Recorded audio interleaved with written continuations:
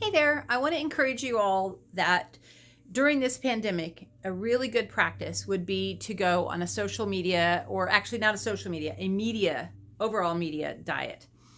And so that doesn't mean 100% restriction. We're not abstaining from all sources of media.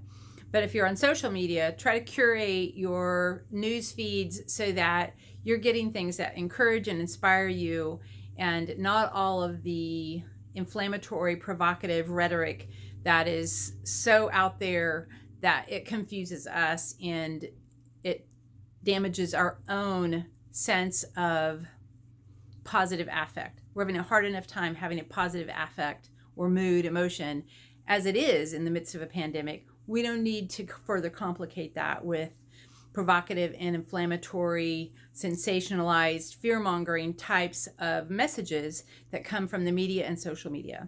When it comes to the media in terms of news, limit yourself on how much time you spend with the news.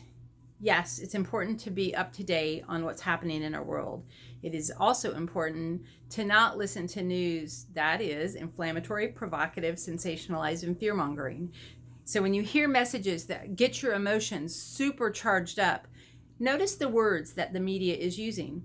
If they are those provocative, inflammatory type words, choose a different media source. Data-driven sources of news are much, much more helpful sources of information, and they do not dysregulate you emotionally like the fear-mongering, sensationalized messages that come from much of the news. And so in things like BBC tends to be more fact-based, but even just going to things like the Waco COVID, the Johns Hopkins, the CDC websites, and getting data from those sources around the pandemic can be much more helpful than watching the news hour after hour. So when you do watch the news, limit the amount of time you spend on it, and be careful about the source of news that you select so that you are not getting emotionally activated in ways that do not serve you well and that rob you of the internal resources you need to be coping through these times.